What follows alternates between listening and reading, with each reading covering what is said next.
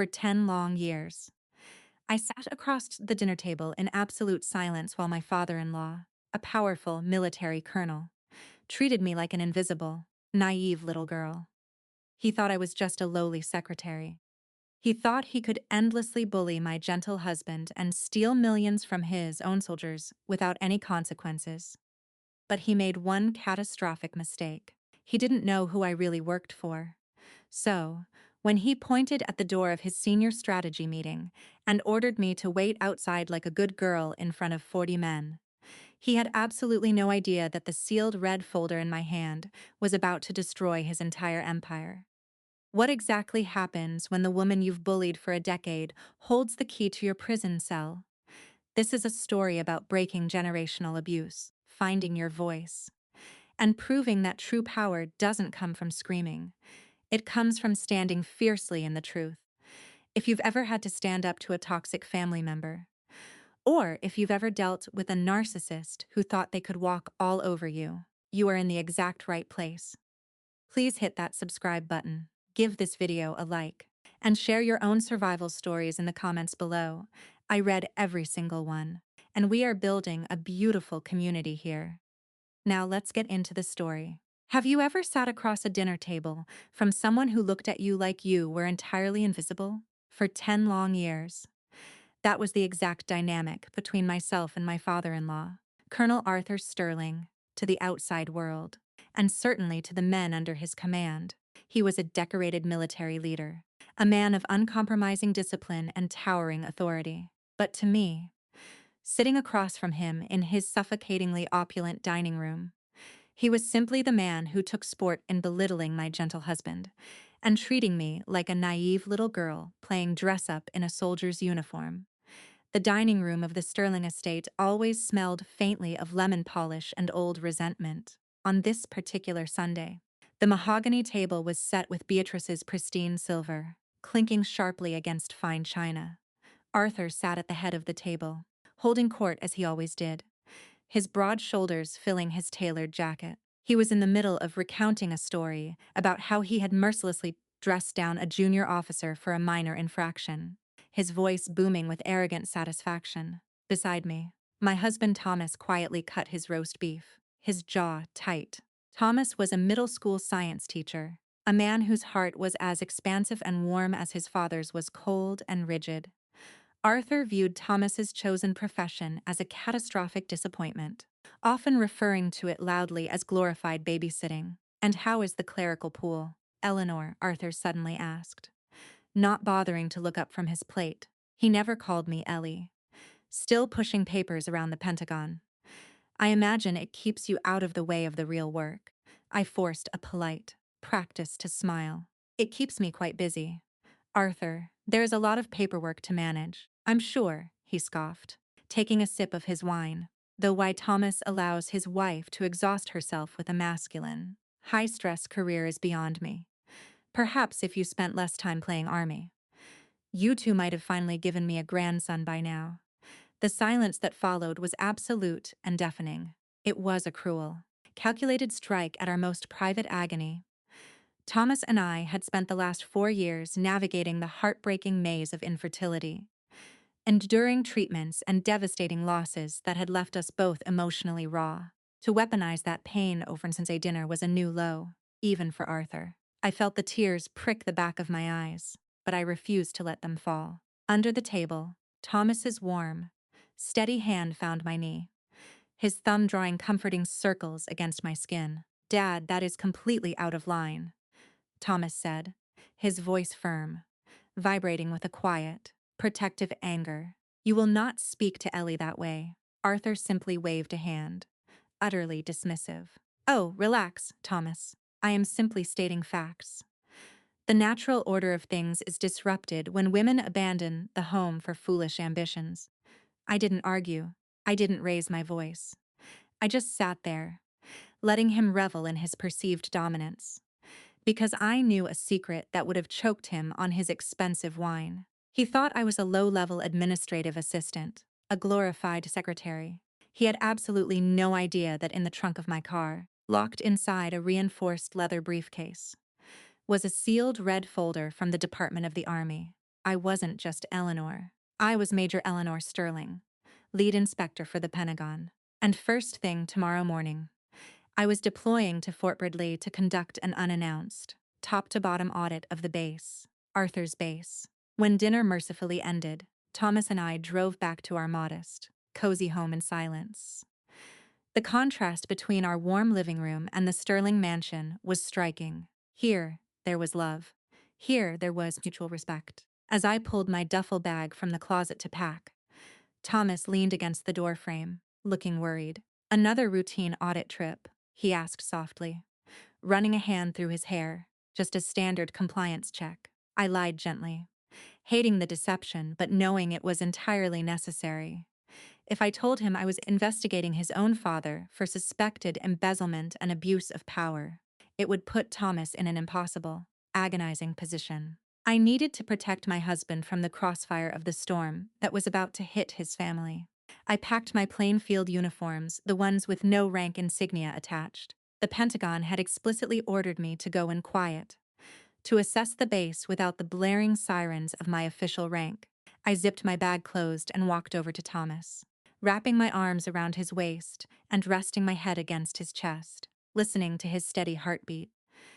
I silently vowed that I would no longer allow his father to cast a dark shadow over our lives. Tomorrow, the colonel was going to learn exactly who he had been underestimating for a decade.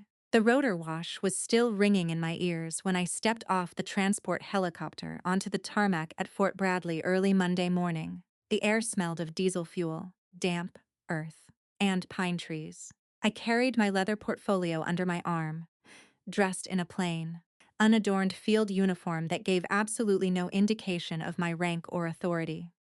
That was the entire point of this assignment. When you walk into a toxic environment wearing a brass badge, the room immediately starts performing for you. Needed to see Fort Bradley the way Arthur ran it when he thought nobody important was watching. I made my way to the main administrative building, a cinderblock structure buzzing with nervous, hushed energy.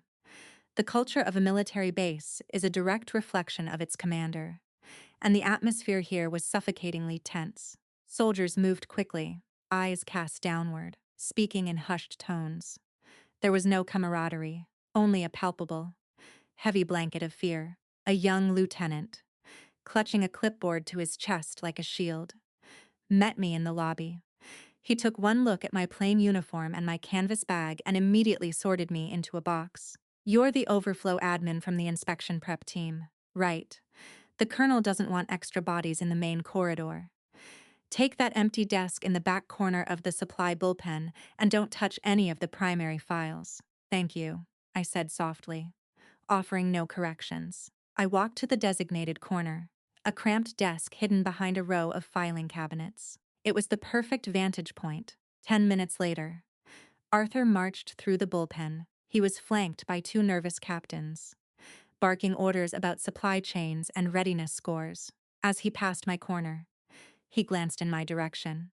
For a fraction of a second, his eyes registered my face, but his brain entirely failed to process my presence in any meaningful way. To him, I was just a civilian daughter-in-law, a non-entity.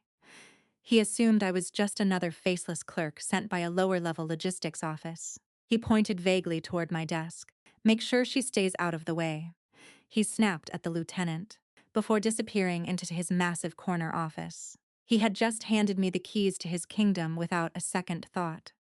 I logged into the terminal using the sweeping, top-tier clearance credentials provided by the Pentagon. I started pulling the logistics records, training logs, and equipment manifests going back 3 years.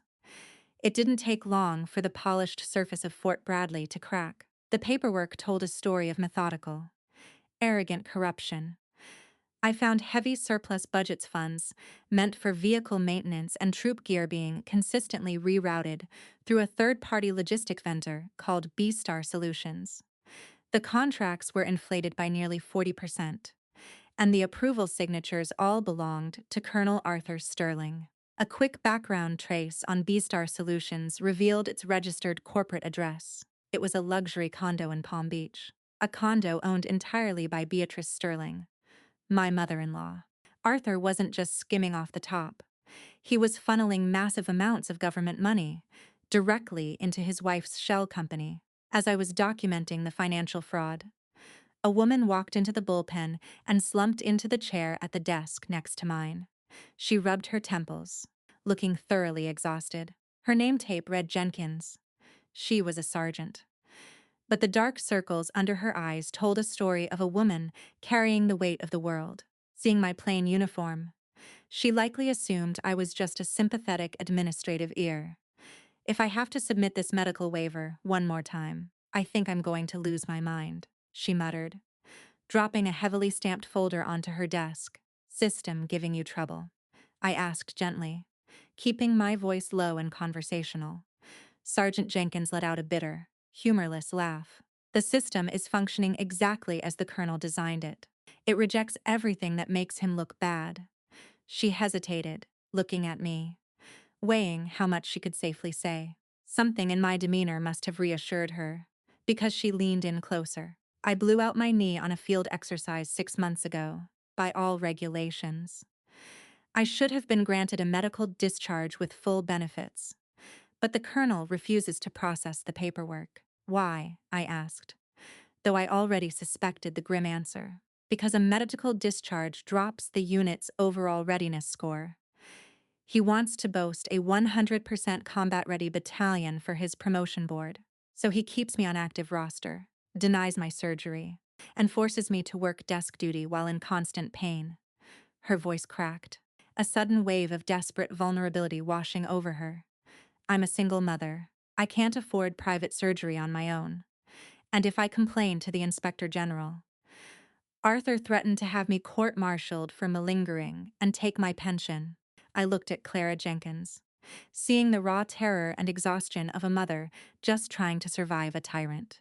The financial theft was a crime, but this, using human beings as disposable stepping stones for his ego, threatening a mother's livelihood, was an unforgivable cruelty.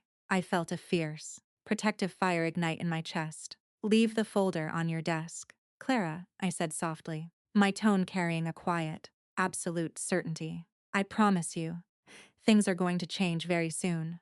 She looked at me, confused by the sudden shift in my voice. But I was already turning back to my screen. The silent audit was over. It was time to build the trap, by Wednesday afternoon.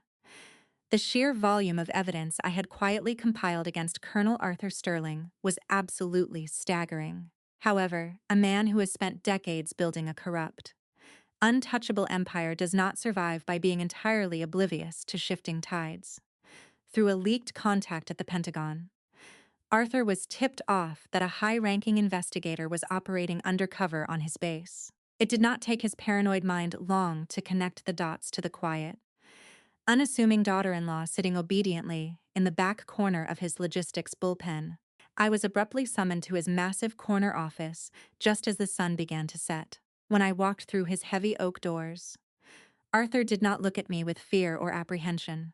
Instead, he looked at me with the absolute, terrifying confidence of a man who firmly believed he owned the world and everyone in it. He bypassed military protocol entirely, skipping any formal inquiry. Instead, he reached into his desk drawer and violently slammed a thick manila folder onto the polished mahogany between us. It wasn't a military personnel file. It was a property deed and a trust mandate. He leaned heavily over the desk, ensuring his towering frame cast a long, oppressive shadow over me. In a voice dripping with venom and arrogant amusement, he explained his counterattack. Years ago, when Thomas and I were struggling on a teacher's salary, Arthur had co-signed the mortgage on our beautiful suburban home. Now he was calling in the debt. He told me that if I proceeded with my investigation, he would immediately foreclose on the house, cut Thomas out of the family trust entirely, and ensure that my husband's rightful inheritance was drained by endless, suffocating legal battles. He looked me dead in the eye and coldly stated that since I had failed to give him a grandchild, I had no real claim to the Sterling family anyway. He was weaponizing our home, our sanctuary, and my Matumsagat grief to force my immediate silence. I left the military base that evening with a heavy, sickening dread pooling in my stomach. The drive home was a blur of unshed tears, blinding headlights, and mounting, suffocating panic. When I walked through our front door, the contrast was almost too much to bear. Thomas was standing in the kitchen, quietly grading middle school science papers. The warm smell of the dinner he had cooked filled the air, a sharp, beautiful contrast to the cold hostility I had just escaped. Seeing his gentle face, I collapsed into a kitchen chair and finally let the tears fall, the unbearable weight of the secret breaking my composure entirely. I confessed everything to him. I told him about the undercover assignment, the massive embezzlement, the shell logistics company his mother owned, and the horrific abuse of power against vulnerable soldiers like Sergeant Clara Jenkins. Then, with my voice trembling uncontrollably, I told him about Arthur's threat to destroy us financially and leave us homeless. I braced myself for the inevitable fallout, terrified that my husband would ask me to compromise, to bury the report so we wouldn't lose everything we had painstakingly built together. Instead, Thomas gently pushed his grading papers aside. He didn't yell, he didn't pace the room, and he didn't panic. He carefully picked up the copied files I had brought home, his eyes lingering on Clara Jenkins's medical discharge denials. The sheer cruelty of his father, staring back at him in black and white, was undeniable. Thomas stood up, walked around the kitchen table, and knelt firmly beside my chair. He reached for my left hand and gently slipped his gold wedding band off his own finger, placing it into my palm and folding my trembling fingers over it. He looked at me with a fierce, unwavering clarity that took my breath away. He told me that a house built on his father's blood money and corruption was never truly a home to begin with. He promised that we could rent a tiny apartment, that we could start entirely over from nothing. But we would never, ever live under the thumb of a tyrant again, burn his empire to the ground. Thomas whispered, kissing my forehead with profound devotion. We don't need his money. We only need the truth. It was the most incredible display of courage I had ever witnessed. Arthur believed Thomas was a weak disappointment because he didn't use fear to control people. But in that defining moment, Thomas proved that true masculine strength lies in integrity, empathy, and standing fiercely beside your partner when the darkest storm hits. The base-wide strategy briefing was scheduled for Friday morning. It was a grand, theatrical event Arthur had orchestrated specifically to display his supposed brilliance to a visiting superior, General Marcus Ellery.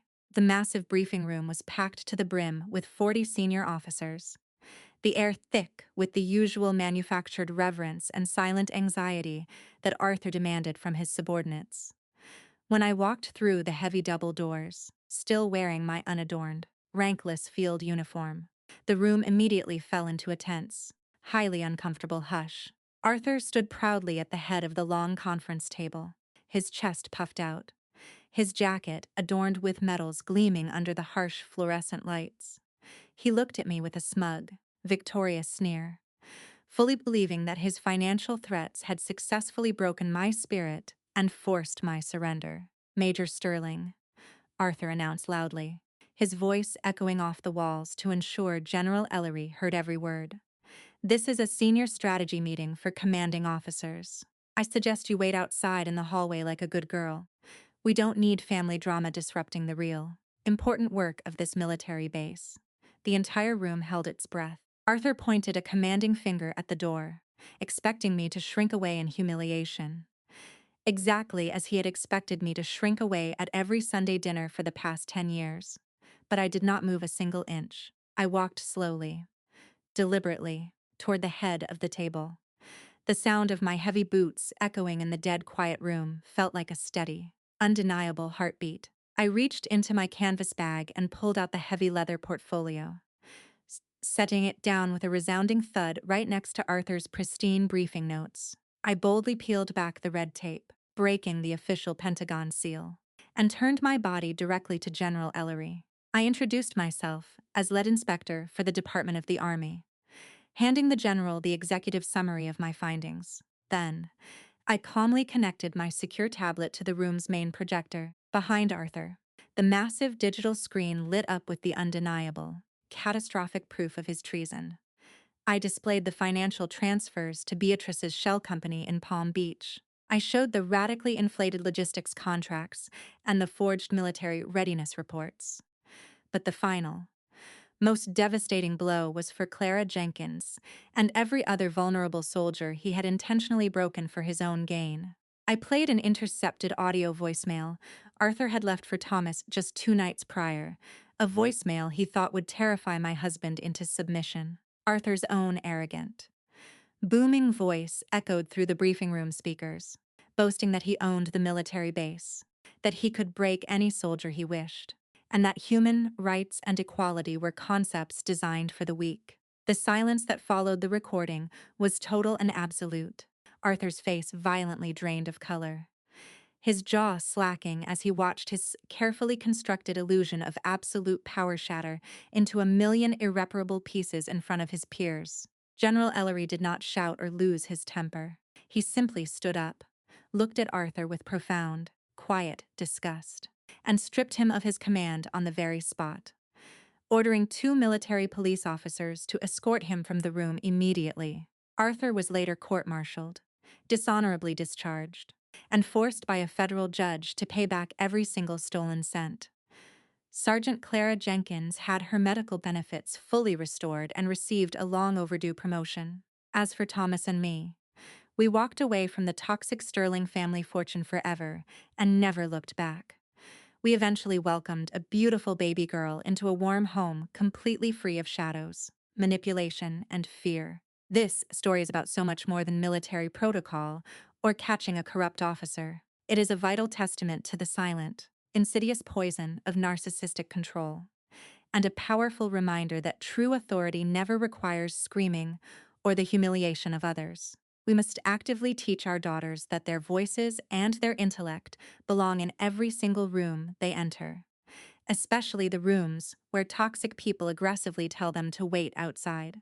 And we must teach our sons that gentleness, empathy, and unwavering emotional support for their partners are the ultimate, truest markers of a real man. Equality is not just a political buzzword. It is a deeply personal, fundamental human right to exist safely, completely, and unapologetically in your own life. Stand firmly in your truth. Document the facts. Fiercely protect your mental peace. And never, ever let anyone relegate you to the hallway of your own existence. The immediate aftermath of the briefing room confrontation was nothing short of a seismic shift. A localized earthquake that permanently altered the landscape of Fort Bradley and our family. As the military police escorted Colonel Arthur Sterling out of the building, the suffocating blanket of terror that had smothered the base for years seemed to instantly evaporate. General Marcus Ellery formally placed Arthur under house arrest pending a full court-martial, and a swarm of federal auditors descended upon the base's logistics department. For the first time in a decade, I walked freely through the administrative corridors not as a despised, civilian daughter-in-law, but as Major Eleanor Sterling, the architect of a tyrant's downfall. Soldiers who had previously kept their eyes glued to the floor now looked up. The air itself felt lighter, cleansed of the toxic paranoia that Arthur had so carefully cultivated. My first official act under my newly revealed authority was to walk directly to Sergeant Clara Jenkins's desk. When I handed her the signed, expedited authorization for her knee surgery and full medical leave, she broke down in tears, pulling me into an embrace that spoke volumes of the silent agony she had endured. It was the most profound validation of my career. However, dismantling Arthur's empire meant severing the corrupt roots that extended far beyond the military base, reaching directly into the heart of the Sterling family wealth. The investigation inevitably led federal agents to Beatrice Sterling, my mother-in-law, for years. Beatrice had played the role of the pristine, untouched matriarch, hosting lavish Sunday dinners and looking down her nose at anyone who did not meet her archaic, elitist standards. When the Department of Defense formally indicted her for operating B-Star Solutions, the fraudulent shell company used to launder stolen military funds, her carefully constructed facade crumbled completely. I was present during her initial deposition. She sat in the sterile interrogation room, draped in designer silk, frantically attempting to deflect the blame entirely onto her husband. She claimed ignorance, insisting she simply signed the documents Arthur put in front of her. But the federal prosecutors had years of emails, bank transfers, and luxury property deeds that proved she was a willing, greedy accomplice.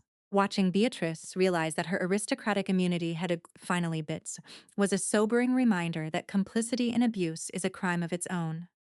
The Sterling family's untouchable legacy was rapidly dissolving into a humiliating public spectacle. The court-martial of Arthur Sterling was a grueling, highly publicized affair that tested the limits of our emotional endurance, even as he sat at the defense table.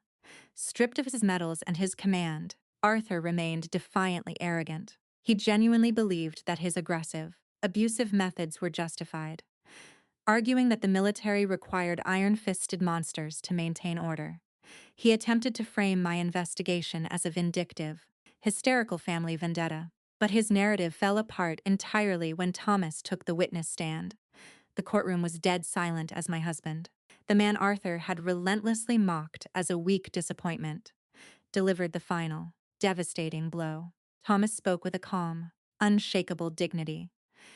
He testified not only to the financial coercion and the audio recordings, but also to the decades of psychological abuse his father had inflicted on our family and the soldiers under his command. Thomas looked his father directly in the eye and publicly disowned the toxic Sterling legacy, stating that true leadership is built on honor and empathy, not theft and terror. Arthur's face contorted in rage, finally realizing that the son he had tried to break had grown into a man of insurmountable strength. When the military judge delivered the verdict, there was no triumphant cheering, only a heavy, necessary sense of closure.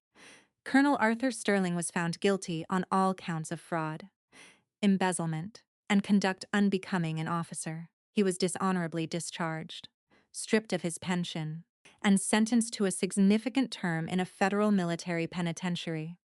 Furthermore, a federal judge froze all of Beatrice's assets, ordering full restitution of the stolen government funds. The sprawling Sterling estate, the site of so many miserable Sunday dinners, was seized and liquidated. The empire of fear and stolen wealth had been completely reduced to ash. Walking out of that courtroom, my hand tightly intertwined with Thomas's, I felt an unprecedented wave of exhaustion, but also a profound, illuminating peace.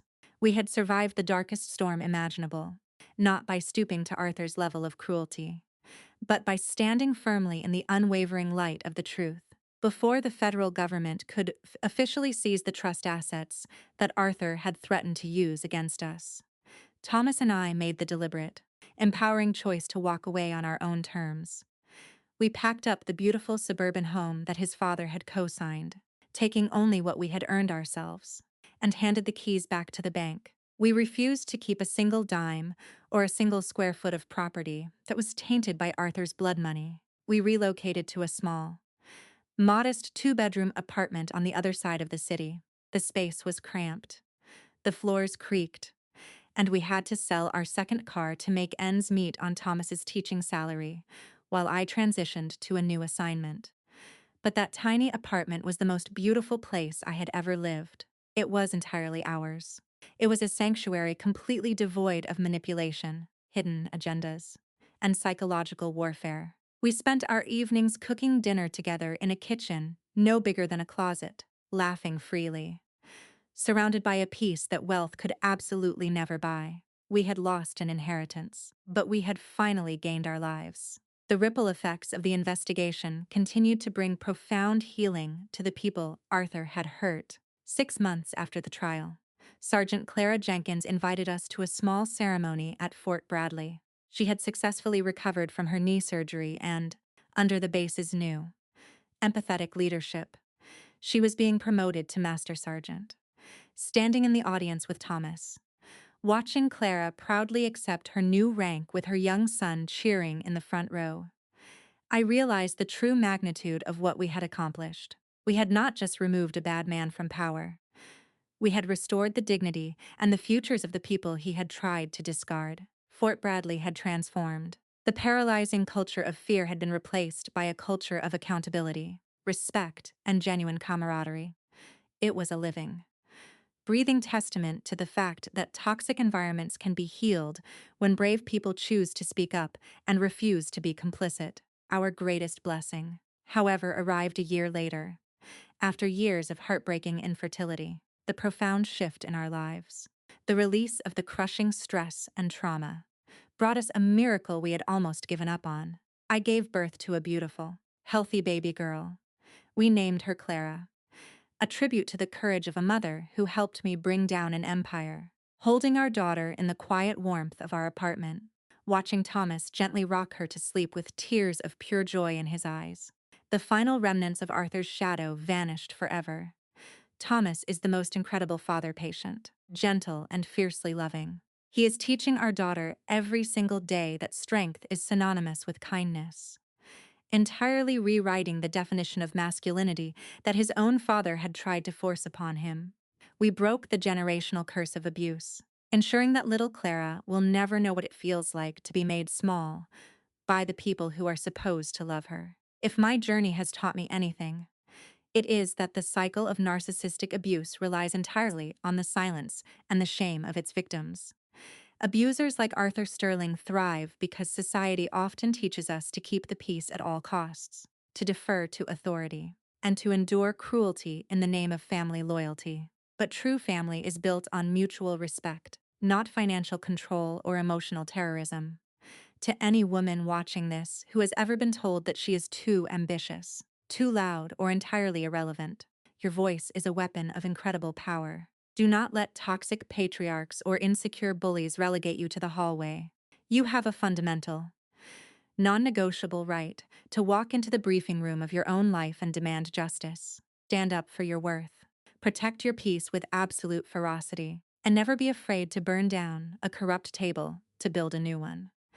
True equality begins the moment we decide we will no longer wait outside. 3 years after the gavel fell in that military courtroom, our lives had settled into a beautiful, predictable rhythm that felt nothing short of miraculous.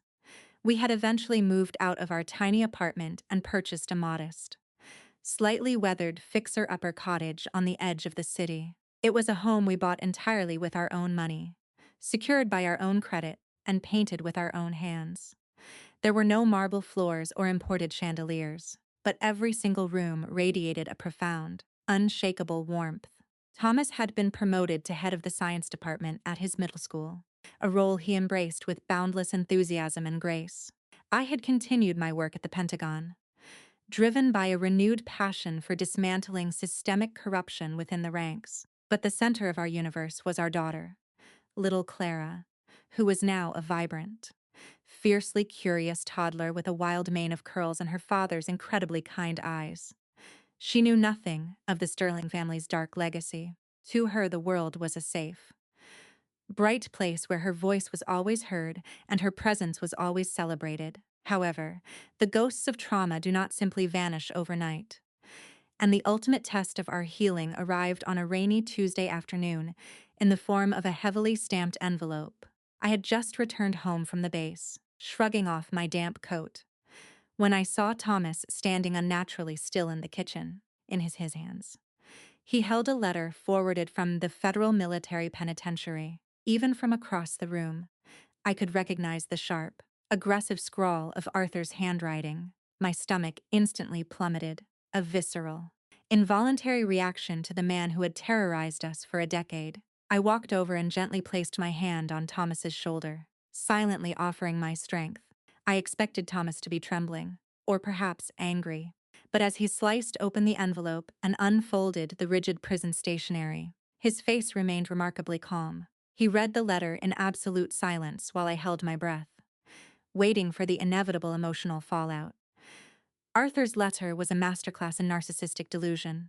Even after losing his freedom, his rank, and his family, he had not experienced a single ounce of genuine remorse. Over 3 densely packed pages, he painted himself as a misunderstood martyr, a brilliant commander who had been unjustly crucified by a weak, overly sensitive society. He demanded that Thomas come visit him, insisting that as his son, Thomas owed him absolute loyalty and obedience. He even had the audacity to suggest that Thomas should divorce me, claiming that I was the sole reason the Sterling family had been destroyed. The letter was designed to inflict maximum psychological damage, to pull Thomas back into the suffocating cycle of guilt and submission that had defined his entire childhood. It was a desperate, venomous attempt from a caged tyrant trying to reach through the bars to strangle the joy out of our new life. Thomas slowly lowered the pages, letting out a long, heavy exhale. He turned to look at me, and in his eyes, I saw something that Arthur could never have comprehended: total, absolute pity. "He hasn't changed at all," Thomas whispered, his voice laced with a profound, quiet sorrow. "He is sitting in a prison cell, entirely alone, and he still thinks he is the smartest, most powerful man in the room. He is completely trapped inside his own ego." Thomas didn't yell, and he didn't tear the letter to shreds in a fit of rage. Instead, he simply walked over to the kitchen trash can and dropped the pages in, letting them fall away like meaningless scraps of garbage. He didn't write back. He didn't call the prison. He chose absolute, unwavering silence. By refusing to engage, Thomas severed the final, invisible chain that bound him to his father. He turned away from the trash can, scooped our little girl up into his arms, and spun her around the kitchen until the room was filled with her ringing, joyous laughter. In that beautifully ordinary moment, standing in our modest kitchen, I knew we had won the ultimate victory. The generational curse was entirely broken. Thomas was the man Arthur could never be, and our family was completely, finally free. By my 5th year back at the Pentagon, my career had evolved in ways I could never have anticipated when I first walked into Fort Bradley wearing an unadorned uniform. I had been promoted to the rank of lieutenant colonel, a title that carried significant weight and responsibility. But the rank itself was merely a tool. What truly mattered was how I chose to wield it. Having witnessed firsthand how authority could be twisted into a weapon of psychological terror, I made it my personal mission to redefine what leadership looked like within my department. I actively mentored young female officers, creating an environment where questions were encouraged, vulnerability was not punished as weakness, and transparency was the absolute standard. I wanted to build a culture where fear was entirely obsolete, replaced by a fierce, collective integrity. I knew that the military, like any massive institution, was slow to change. But I also knew that systemic transformation begins with one room, one briefing, and one officer at a time. The culmination of this journey occurred during a high-stakes logistics meeting in Washington. The conference room was filled with senior brass, the air thick with tension and competing egos. Near the end of the table sat a young captain, a brilliant logistician who had prepared the primary data for our strategy session. When she attempted to present her findings, a much older, notoriously aggressive colonel repeatedly interrupted her, speaking over her with condescending authority.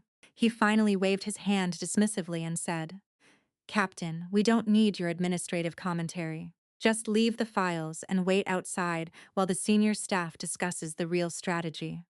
The echo of Arthur Sterling's words hung in the air, a chilling reminder of the toxic patriarchy that still lingered in the shadows. The young captain's face flushed, and she began to quietly gather her folders, conditioned to accept the humiliation. But she didn't have to fight this battle alone. I stood up, my chair scraping loudly against the floor, instantly silencing the room. I looked directly at the aggressive colonel and said, "The captain's analysis is the foundation of this entire strategy. She will remain exactly where she is, and we will listen to her presentation in full. No one is waiting outside." The room shifted immediately, the power dynamic instantly recalibrated by a single, unwavering demand for respect. The young captain looked at me, her shoulders straightening, and proceeded to deliver a flawless presentation. As I look back on this incredible journey, from that agonizingly toxic Sunday dinner table to this moment of absolute clarity, I am overwhelmed by the profound resilience of the human spirit. Thomas and I sacrificed a massive financial inheritance, but we gained a wealth that cannot be quantified by bank accounts or property deeds. We gained the ultimate luxury of a peaceful mind and a home built on mutual, unconditional respect. We learned that the bravest thing a person can ever do is to look at a deeply ingrained family system, recognize its cruelty, and boldly say, "This entirely ends with me."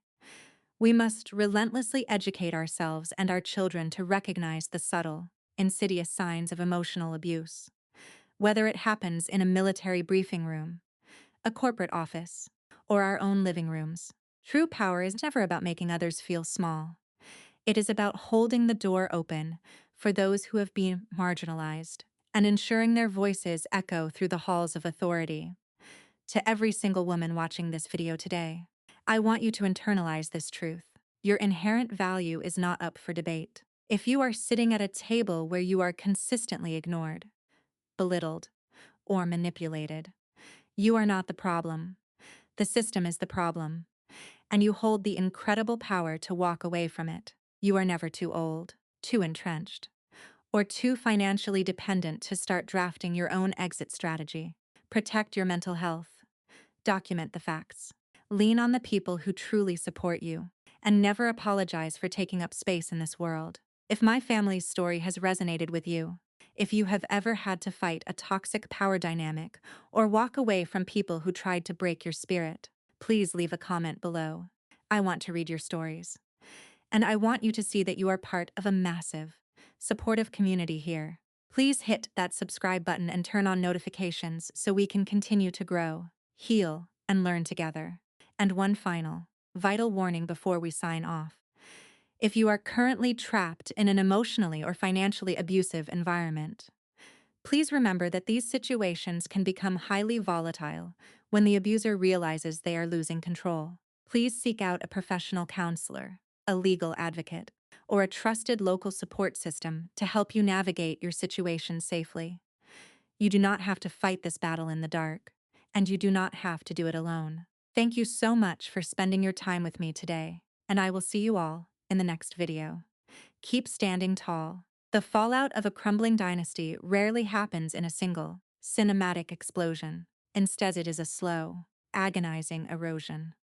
A gradual stripping away of the gilded armor that people like the Sterlings used to protect themselves from the real world. For years, Beatrice Sterling had reigned supreme over her carefully curated high society circles.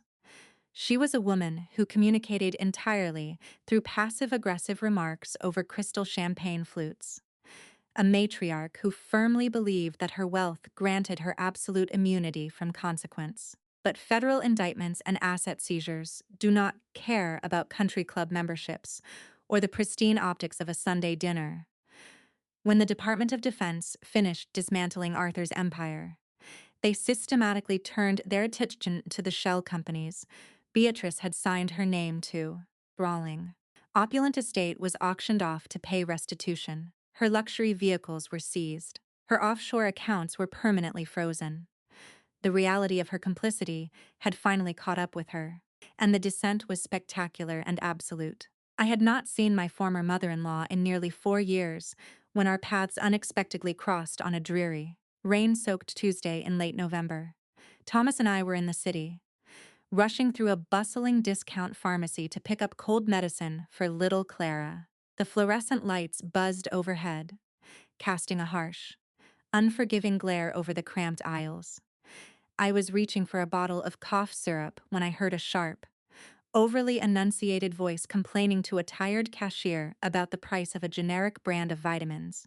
I froze, the sound instantly triggering a dormant, heavy knot of anxiety in my chest. I turned my head slowly, and there she was, Beatrice Sterling, the woman who used to wear imported silk and diamonds to breakfast, was standing in the checkout line wearing a frayed, outdated trench coat. Her posture, once rigid with aristocratic superiority, was now hunched and defensive. The severe, perfect blowout she always maintained had been replaced by thinning, graying hair pulled back into a hasty clasp. She looked entirely ordinary, completely stripped of the terrifying aura she used to project. Thomas, who had been waiting near the entrance, noticed my sudden stillness and walked over. He followed my gaze and saw his mother. For a long, stretched moment, neither of us moved. I watched Thomas's face, searching for any sign of the old, suffocating guilt that Beatrice used to weaponize against him with surgical precision. But his expression held only a quiet, profound sadness. He didn't turn away. Instead, he took a deep breath, gently squeezed my hand, and walked directly toward the checkout counter. I stayed a few paces behind, giving him the space to navigate a closure he desperately needed. When Beatrice finally turned and saw her son standing there, the color completely drained from her face. For a fleeting second, the old Beatrice flared up. She instinctively straightened her spine, lifting her chin in that familiar, haughty gesture, attempting to summon the ghost of her former authority. But the harsh fluorescent lights and the plastic shopping bag in her hand betrayed the illusion completely, she said, her voice trembling slightly before she forced it into a cold, clipped tone. I suppose you are here to gloat, to revel in the fact that your father's mistakes have left me in this utterly humiliating predicament, even in ruins. She was entirely incapable of taking responsibility. It was still Arthur's mistake, society's mistake, never her own. Thomas looked at her, truly looked at her, and the sheer pity in his eyes seemed to devastate her more than any angry accusation ever could. No, Mom, he said softly, his voice steady and remarkably gentle. I am not here to gloat. I am just sad that you chose the illusion of power over your own family. You had a son who loved you. You could have had a beautiful granddaughter, but you traded all of it to protect a man who was stealing from his own soldiers. Beatrice's lower lip quivered. She looked down at her cheap plastic shoes, the silence stretching agonizingly between them. I did what I had to do to maintain our family's standing, she whispered.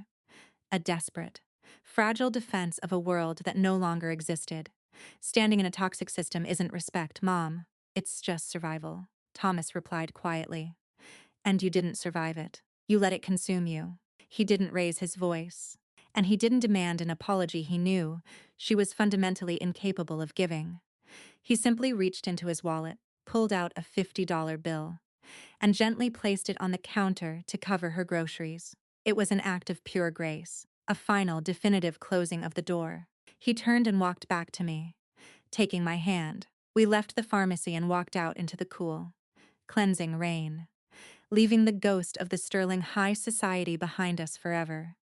Thomas had finally buried the heavy, suffocating expectations of his mother, proving once and for all that true wealth is measured by the peace in your heart, not the name on a seized bank account. Time has a remarkable way of filtering out the darkness if you deliberately choose to build your life in the light. Today, the horrific memories of Fort Bradley and the oppressive Sterling Sunday dinners feel like a distant, faded nightmare, a story that belongs to an entirely different lifetime. Our home, that modest fixer-upper we poured our own sweat and tears into, is now a vibrant, chaotic sanctuary bursting with color and life. It smells of baking bread, finger paints, and the fresh pine of the nearby woods. Our daughter, Clara, just turned 7. She is a force of nature, a brilliant, headstrong little girl who demands answers, asks endless questions, and takes up space in every room she enters with absolute joy. Watching Thomas with her is the greatest privilege of my life. He listens to her with unwavering attention, validating her emotions, and teaching her that her thoughts are profoundly important. He is actively breaking the generational cycle of emotional neglect every single time he kneels down to her eye level and says, I hear you, and your voice matters. My career at the Pentagon shifted dramatically in the years following Arthur's historic court-martial. I was no longer the quiet auditor operating in the shadows. I had earned a seat at the highest tables of military command, and I refused to waste that hard-won platform. Last year, I successfully spearheaded a comprehensive policy overhaul that the Logistical Command informally calls the Jenkins Directive. The new regulation mandates completely independent medical reviews for injured personnel, entirely bypassing unit commanders. It permanently strips toxic leaders of the ability to hold a soldier's health hostage to artificially inflate their readiness scores. When the directive was officially signed into military law, I received a handwritten letter from Master Sergeant Clara Jenkins. She wrote that she had framed the official policy announcement and hung it in her office. A daily reminder that the truth, when spoken loudly and clearly, can actually change the system. Last Sunday, we hosted a dinner at our house. The contrast to the Sterling estate could not have been more stark. There was no fine china, no tense silence, and absolutely no fear. The mismatched wooden table was crowded with friends, neighbors, and fellow teachers from Thomas's school. People were talking over each other, laughing loudly, passing bowls of pasta, and spilling wine. In the middle of the beautiful chaos, Thomas stood up and gently tapped his glass. The room quieted down. Turning to look at the man who had once been relentlessly told he was a disappointment, he looked at me across the table, his eyes shining with a deep, unbreakable love. And then he looked at the diverse, joyful family we had chosen and built for ourselves. Many years ago, Thomas began, his voice carrying a quiet, resonant strength. I was taught that power was about control. I was taught that if you weren't intimidating people, you were failing. But sitting here tonight, looking at all of you, I know the absolute truth. Power is love. Power is the courage to walk away from a toxic table and build a new one. Power is looking at the people you love and ensuring they never, ever have to wait outside. He raised his glass, and the entire room echoed the sentiment. I looked around our warm, imperfect, deeply loved home, and I finally understood the full scope of what we had achieved. We did not just survive Colonel Arthur Sterling. We completely eradicated his legacy. We replaced his empire of fear with an enduring legacy of empathy, equality, and unshakable integrity. So, I will leave you with this final thought. A promise you must make to yourself as you navigate the complex, often difficult relationships in your own life. You are the architect of your own boundaries. You are the sole author of your family's future. If you are currently sitting in a room where you are made to feel small, where your voice is dismissed, or where your worth is constantly questioned, please know that the door is not locked. The authority of a bully is nothing more than an illusion sustained by your silence. Speak up. Document the truth. Lean on the people who see your genuine light. You have the immense, beautiful power to break the cycle, to walk out of the cold hallway, and to build a table where you are always welcomed, always respected, and always loved. Keep moving forward. Keep protecting your peace. And never let anyone extinguish your fire. As we close out this chapter, I want to take a moment to reflect on the true meaning of authority, family, and self-worth. For years, Arthur Sterling firmly believed that respect was something you extorted through fear. He weaponized his wealth, his military rank, and his status to make everyone around him feel small, especially his own son. But what he failed to realize is that a house built on intimidation and stolen money is incredibly fragile. The real lesson here is about recognizing your own inherent worth, even when the loudest, most aggressive person in the room is trying to erase it. As women, we are so often taught to just keep the peace. We are told to smile through the disrespect, to swallow our pride, and to defer to toxic family members simply because they are family. But let me be very clear. Shared DNA or a marriage certificate does not give anyone the right to abuse your mental health or your peace of mind. Thomas and I had to make the terrifying choice to walk away from millions of dollars and a guaranteed inheritance. We lost a fortune, but in doing so, we bought our absolute freedom. We learned that true masculinity isn't about domination or control. It's about the quiet, unshakable strength my husband showed when he handed me his wedding ring and told me to burn a corrupt empire to the ground. I want you to look at your own life today. Are there rooms where you are being told to wait outside? Are there tables where your voice is silenced or your presence is minimized? You have the immense power to walk away from those toxic tables and build your own. Equality, respect, and love are not privileges you have to beg for. They are your fundamental human rights. Protect your peace. Stand in your truth. And never let anyone relegate you to the hallway of your own life. This content was meticulously researched, developed, and manually edited by our team to bring you meaningful value and life lessons.